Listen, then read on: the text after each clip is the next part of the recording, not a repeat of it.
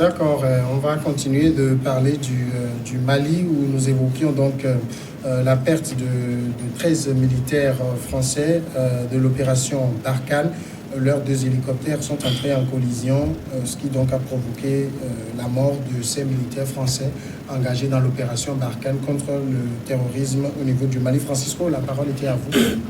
Oui, non, bon, c'est les choses. La contre-vérité de Firmin. Et donc, c'est tout ce qu'on dit depuis des années. Le terrorisme, on ne va pas dire qu'on va l'affronter seulement avec les armes. Ça ne marchera pas. Il y a le terrain. On a toujours parlé de la condition sociale, la pauvreté. Il faut que les gens voient ça. Et que les États soient d'abord responsables. Nos États doivent être responsables. On a des armées, c'est pour assurer l'intégrité du territoire. Mais quand on ramène quand même la question du terrorisme à une question de conditions sociales, ceux qui ont fait Charlie Hebdo, ceux qui ont fait le Bataclan, ceux qui ont fait tout ça ne sont pas des... Non, vous voyez que dans la vie des gens, il y a eu des ratés. D'accord? Il y a eu des ratés, ou soit les gens, c'est la conversion. La conversion, en fait, jusqu'à ce jour, on ne nous a pas dit qu'on a trouvé des terroristes qui sont déjà aussi aisés. Est-ce que vous voyez? Donc la condition sociale, maintenant, pour nos pays, ce problème comment vous l'appelez, du Sahel, ça s'est amplifié à partir du moment où on a lancé la guerre en Libye, où Kadhafi est mort. Ça veut dire que, en fait, c'est Sarkozy qui est le parrain de ces... Non, c'est ça qui a déclenché, qui a amplifié le djihadisme au Sahel. Donc, s'il n'y avait pas l'explosion de la Libye, on n'en serait pas peut-être là, peut-être à ce niveau. Donc, le terrain était déjà propice. On a toujours dit qu'il y avait des groupes d'autodéfense qui s'étaient créés partout. C'est-à-dire que dans le Sahel, quand vous prenez, en train d'aller au Burkina, vous traversez la frontière, vous pouvez voir une colonne d'hommes avec des fusils de chasse, mais ils sont à moto, remorqués. Et donc, c'est les groupes d'autodéfense et qui ont leur loi. Et on les montre à la télé. C'était officiel. On a écouté ici un président, je crois le Malien, qui a dit qu'il a dissous des groupes, alors qu'en temps, il disait qu'il n'y avait pas, les groupes n'étaient pas créés, mais il a fait un discours qu'il a dissous ces groupes-là. Donc, il faut revoir les conditions de ces groupes d'autodéfense. Il faut mettre les gens au travail, le développement. Il faut aller au dialogue. Il faut aller au dialogue avec les gens. Comment se fait-il que dans le temps, par exemple, il y avait l'ancien président Blaise Compaoré et autres qui arrivaient à maîtriser ces groupes et qu'aujourd'hui les gens n'arrivent plus à les maîtriser. Il faut une transition. D'accord, ok, on va couper, on ne va plus donner vos subventions comme avant, mais progressivement, il doit y avoir une reconversion vers les activités rémunératrices. Moi, je dirais même que, de toute façon, l'histoire du terrorisme, on ne peut pas la bannir.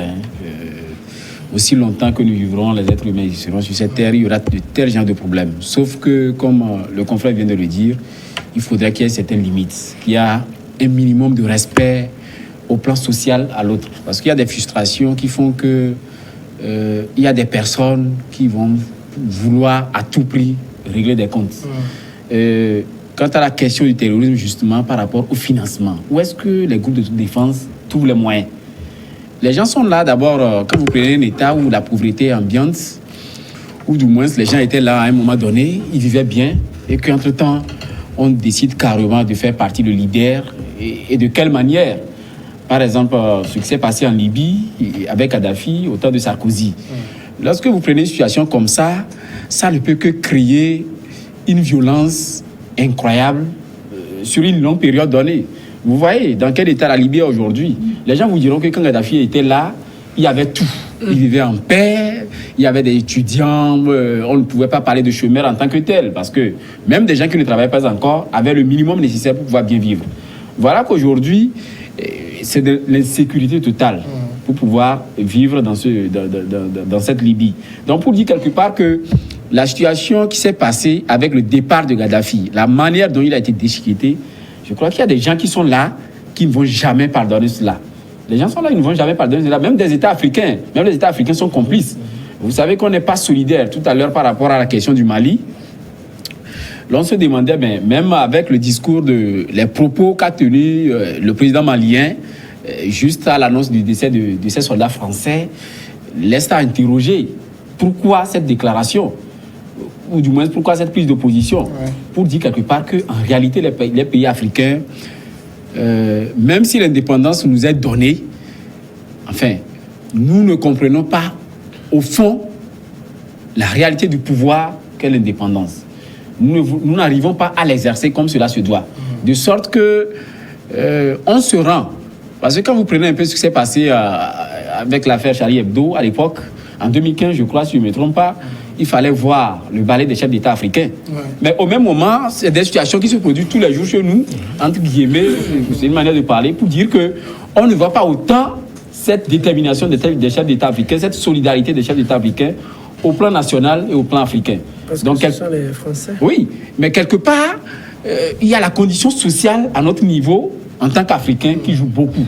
Il y a cette frustration. Si Blaise Compaoré est parti au Burkina, quand il était là, cela ne veut pas dire que les gens de tel groupe n'existaient pas. Il arrivé à maîtriser. C'est un corps habillé, lui. Et il a ces éléments, comme on le dit, sa troupe ou ses troupes à lui. Le monsieur, il est parti dans des conditions que tout le monde sait. Et rassurez-vous, c'est un politicien, un dictateur de rang. Et il a envie quand même de pouvoir montrer qu'il a toujours une partie du pouvoir, même s'il n'est plus président du Burkina Faso. Et donc, par conséquent, il y a de ces groupes-là qu'il est appelé, entre guillemets, selon son bon vouloir, à entretenir avec les moyens mal acquis, les biens mal acquis qu'il a eu à garder pendant des années. C'est vrai qu'on parle beaucoup de terrorisme et autres, mais quand on revient un peu sur l'accident même de l'hélicoptère, on nous dit que l'accident est survenu lundi soir dans le cadre d'une opération de Barkhane. On ne nous parle pas de cette opération. Parce que, pourquoi je pose la question ? Ce n'est pas la première fois que des hélicoptères entrent en collision. Je l'ai dit, il y en a eu par exemple en 2018 dans le Var. On n'a pas dit qu'ils sont morts pour la France. Quand deux hélicoptères entrent en collision, en même temps on fait le rapport que ces hélicoptères étaient dans une opération Barkhane. C'était quelle opération? C'est-à-dire quelle mission ils allaient? Ou c'était, je ne sais pas moi, si vous comprenez un peu. Non, oui, je comprends un peu. C'est que ce sont des Français qui sont à l'extérieur, au fait. Donc, les Français sont à l'extérieur. Donc, ils sont en mission internationale. Donc, là-bas, c'est l'image de la France qui est mise en jeu. Donc, on ne va pas passer tout le temps à vous décrire la mission parce que peut-être ça relèvera d'un secret défense qu'on ne voudrait peut-être pas exposer ou qu'on ne voudrait pas rendre public. Mais ce qu'on a voulu montrer ou ce qui a été cher ou est cher pour le président français, c'est l'image de la France, c'est la responsabilité de la France.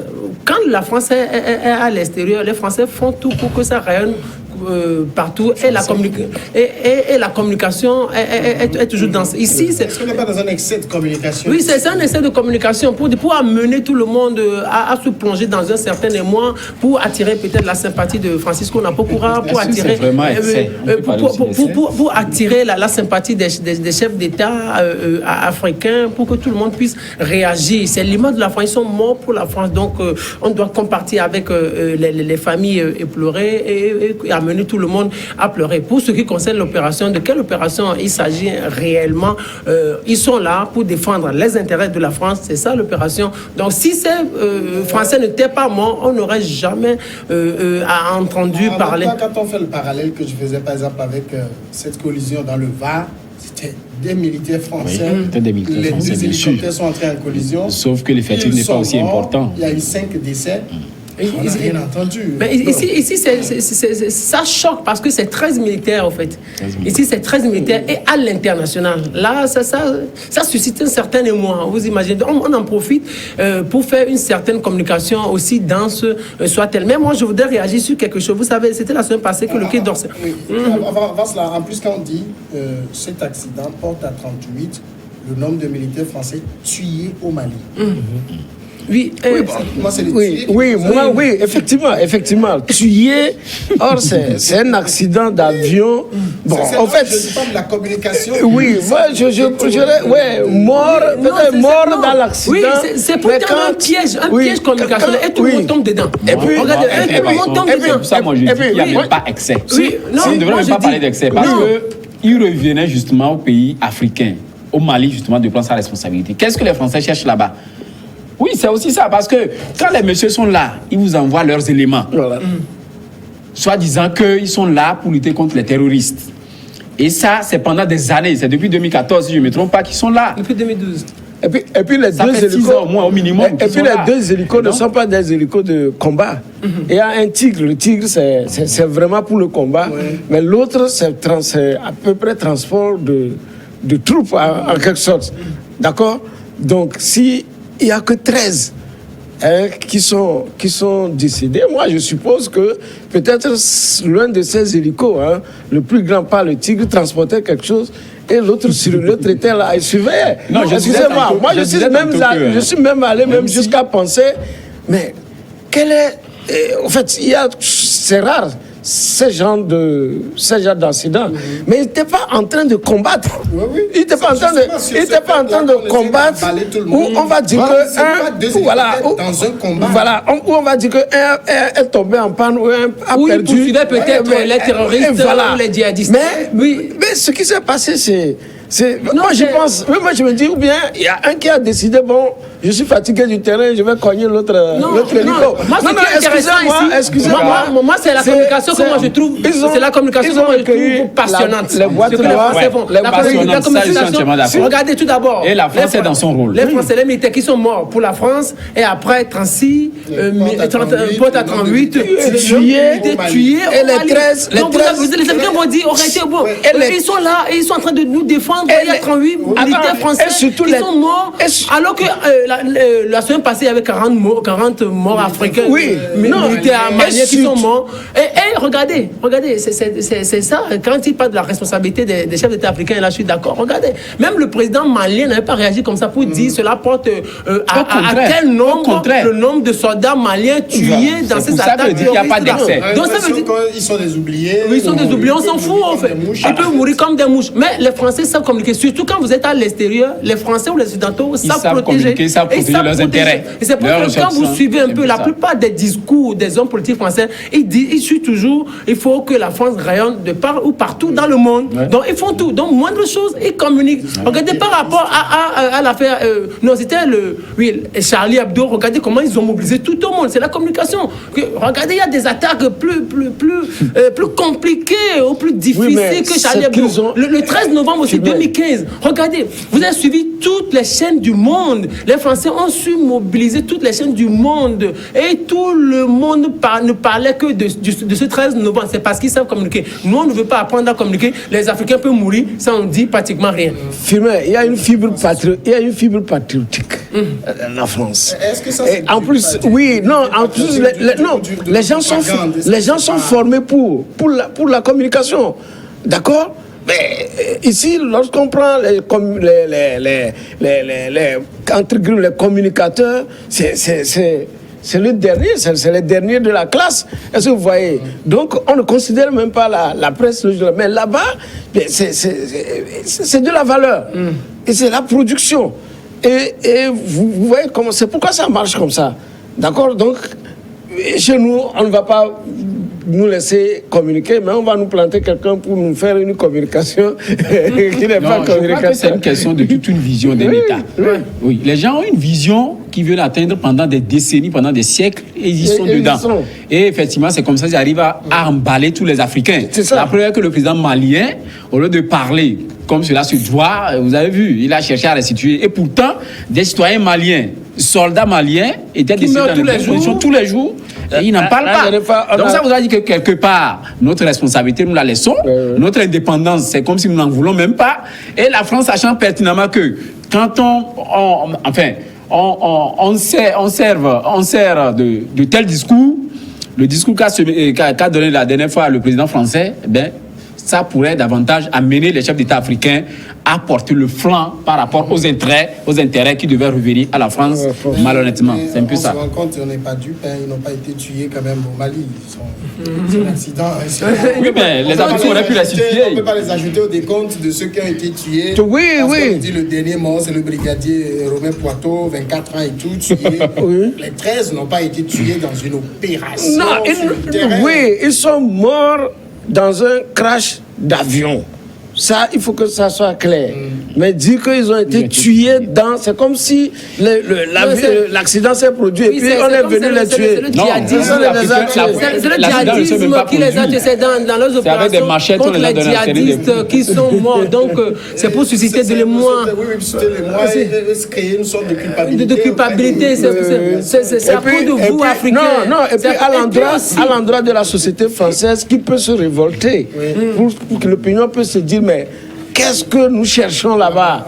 Donc il faut justifier en disant ils ont été tués. Bon, on dit pour la France, voilà. Pour la France, c'est un certain patriotisme, vous imaginez. Donc les familles pleurées vont se dire, ils sont morts pour la France, c'est pour l'intérêt de la France qu'ils sont morts, donc elles vont pas trop chercher à savoir davantage. C'est la République démocratique du Congo. Au moins 41 personnes sont mortes à Kinshasa. Là-bas, il s'agit de personnes vraiment mortes, victimes de pluies diluviennes qui ont provoqué, dans la nuit de lundi à mardi, inondations, glissements de terrain et électrocution dans une capitale où les autorités congolaises peinent à combattre l'urbanisme anarchique de la pauvreté. Les dégâts matériels et humains sont vraiment énormes et le bilan est encore provisoire. C'est ce qu'a déclaré le vice-gouverneur de la ville, Néron Mbungu. 80% des dégâts sont causés par des constructions anarchiques. Ali Le Grand, 41 personnes mortes après des pluies diluviennes, c'est énorme. Vraiment énorme, vraiment énorme. Et là, c'était une pluie de nuit assez grosse, mais je me demande si des fois, tel que ça se passe, il y a la pluie qui perdure pendant 3 jours de manière enchaînée. Qu'est-ce que la RDC dans son entier allait produire comme résultat? Et quand on vous dit par exemple que rien que dans la commune de Lamba, des tas d'immondices sont écoulés sur des maisons de fortune, et que à chaque instant qui passe, on pouvait retirer des corps sans vie, des jeunes gens, des personnes. Les rares personnes qui ont eu la vie sauve, c'est des gens qui sont sortis de leurs habitations au moment où la pluie intensifiait et qui n'ont plus retrouvé ni leurs parents, ni leurs proches, et qui sont là maintenant, où rester, voilà tout le problème. Et ce problème, ça regarde la plupart des capitales africaines. Vous savez, quelque part, vous pouvez dire que chez vous n'est pas bon, mais quand vous faites un tout petit peu le tour, vous allez constater que les capitales africaines, vraiment, en termes d'urbanisation, il y a un grand manque en ce qui concerne la politique d'urbanisation des villes africaines. Oui, lorsque... avec la population aujourd'hui qui augmente au jour le jour, on est là à ne pas vraiment mettre en place une vraie politique en termes de construction des bâtiments, de voir qu'est-ce qui peut être fait à tel lieu, même l'étude de terrain, l'impact, qu'est-ce qui peut être construit comme immeuble à tel endroit, de telle localité, qu'est-ce qui peut arriver au bout de 10 ans, au bout de 50 ans. Je crois que c'est des trucs qui doivent faire objet de réflexion, mais malheureusement, les pays africains sont encore très loin à ce niveau-là, si bien que le constat est tout simplement amer. Tout simplement amer. On se demande qu'est-ce qui peut être fait demain. Firmin, l'urbanisation anarchique dans les capitales africaines, enfin dans les principales villes africaines. Urbanisation anarchique, le problème, Ali Le Grand l'a souligné, c'est parce qu'on n'a pas de vision en ce qui concerne l'urbanisation de nos villes. Et la vision, elle est tellement absente et on ne sait même pas là où on va. J'ai l'habitude de dire que nous sommes dans une politique de combattage de brèches.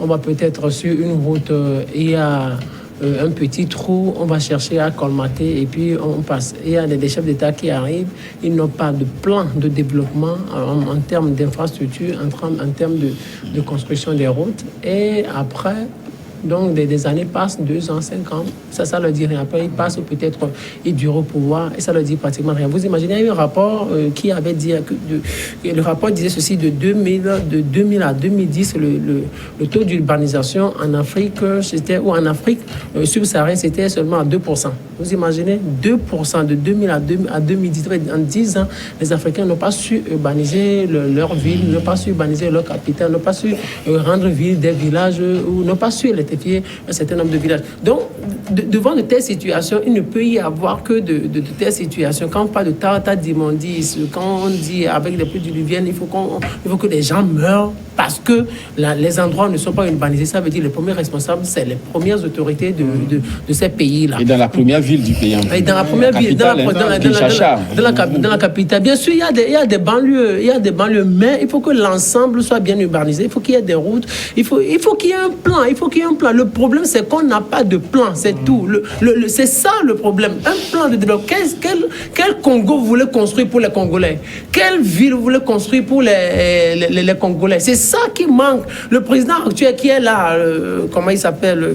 Tshisekedi, qui a succédé à Kabila. Mais quel est son plan? Quel était le plan de Kabila en ce qui concerne la construction? Ou c'est juste la conservation du pouvoir, mettre beaucoup d'argent dans les renseignements, mettre beaucoup d'argent dans les armées, mettre beaucoup d'argent dans les groupes d'autodéfense, mettre beaucoup d'argent envoyer beaucoup d'argent à l'extérieur pour que du jour au lendemain... Faire les obsèques de son papa. Faire les obsèques de son papa ou s'amuser régulièrement avec... donc les obsèques, c'est tellement cher en Afrique. Hein? On ne s'amuse pas avec la mort. Non, mais ce qu'on a fait pour son papa, ce n'est pas normal. Nous sommes en Afrique. Donc, le problème, c'est qu'on n'a pas de plan. C'est pour ça qu'il y a des choses. Mais c'est pour dire aussi que quand il y a des inondations, même dans certaines villes occidentales, il y a des morts aussi. Francisco, quand on dit que c'est l'urbanisation anarchique, quand les autorités chaque fois trouvent cela comme une sorte d'échappatoire, qui gère l'urbanisation? C'est elle d'abord. Non, mais c'est comme Firmin en train de dédouaner les gens, que même en Europe, quand il y a inondation, les gens meurent. Ou bien, non, le travail qui est fait en Europe, on n'a pas fait, on ne fait même pas le centième, je ne pense pas. C'est des cas exceptionnels quand même. Si. Et là, c'est des crues de fleuves, de rivières qui débordent et qui cassent les digues. Ce n'est pas la même chose ici. Et je dis, en Europe, l'eau qui passe en bas, où les personnes qui passent en bas, c'est-à-dire qu'au sous-sol dépasse le nombre qui est en surface. Donc, c'est des gens qui ont fait des travaux. Si ça arrive, et puis ils ouvrent même des enquêtes. La dernière fois, quand un pont métallique a chuté en France, mais on a ouvert une enquête, une information judiciaire pour voir mais quelle est la différence, parce qu'il y a des surveillances. Ici, nos ponts sont tombés à Makpapé, chose. On a vu les gens, même les gens qui cotisaient l'argent pour réparer la route, pour aller nous donner des explications fallacieuses. Est-ce que vous voyez? Donc, c'est l'État, la construction de la ville. Il doit y avoir un plan directeur, un plan cadastral. Donc, il y a une vision. Les gens ne doivent pas occuper anarchiquement les terres. Je dis souvent que chez nous, c'est les camions de sable qui tracent les routes. Je m'explique. Ailleurs, on viabilise le terrain. Même à côté, en Côte d'Ivoire, ici, pour aller acheter un terrain, mais vous voyez, on a viabilisé, on connaît le prix du mètre carré, et vous ne venez pas, vous construisez, et après, vous demandez l'eau et l'électricité. C'est prévu. Donc, quand on dit que c'est prévu, ça veut dire que les caniveaux aussi sont prévus. Or, ici, qu'est-ce qui se passe dans nos pays? Les gens viennent, et il va acheter à Legbasito un terrain. Pendant ce temps, c'est un sentier qui passait. C'est au moment qu'il a acheté son premier camion de sable qui venait que le camion de sable a commencé par élaguer la route jusqu'au moment où les autres voisins, le premier voisin qui arrive, ah, moi aussi j'avais acheté, ah, le voisin a commencé par construire, j'arrive. C'est l'urbanisation chez nous, ça. Or, ce n'est pas ça. On doit pouvoir tout construire. Mais je vais vous donner un défi. Vous voyez même la résidence du Bénin, là, qu'est-ce qui est en train d'être construit avec des villas aujourd'hui. Moi, je dis que même l'assainissement n'a pas encore atteint là-bas. Quand bien même les gens sont en train de construire des villas somptueuses. Vous voyez, présentement, on est en train d'occuper les surfaces qui permettaient de faire infiltrer l'eau au sol. Aujourd'hui, sont en train d'être occupées en bâtiment. Dites-moi, quel est l'égout qui a été construit jusqu'à son évacuation, peut-être vers la lagune ou vers quel bassin? Il n'y en a pas. Donc, vous voyez que c'est tout un échec, la construction de nos villes. Et lorsqu'on parle des pays qui ont connu la guerre et autres, comme la RDC, mais les gens, de façon anarchique, les gens ont construit dans les caniveaux. C'est-à-dire que les caniveaux étaient là au moment où Mobutu, au moins, avait fait le minimum. Voilà, après, les gens ont construit même dans les caniveaux. Donc, ceux qui font les travaux, jusqu'à quand ils arrivent, au niveau, on voit que c'est une maison. Mais la maison est déjà construite. Pour dégager la maison, ce n'est pas facile. Est-ce que vous voyez? Donc, on n'a pas de plan directeur. Il faut construire, il ne faut pas construire. Je vais vous donner un exemple. Vous avez vu, il y a un nouveau contournement. Non, il y a un nouveau. Je suis un développementaliste. Il y a un nouveau contournement qui va à chose comme là, qui va à Nuépé aujourd'hui. Mais les prix des terrains ont flambé. Donc, présentement, vous allez voir que l'État même est en retard pour pouvoir situer ses réserves. Donc pour faire demain des travaux, ça va être compliqué. Parce que les gens ont déjà tout occupé. Le spécialiste de...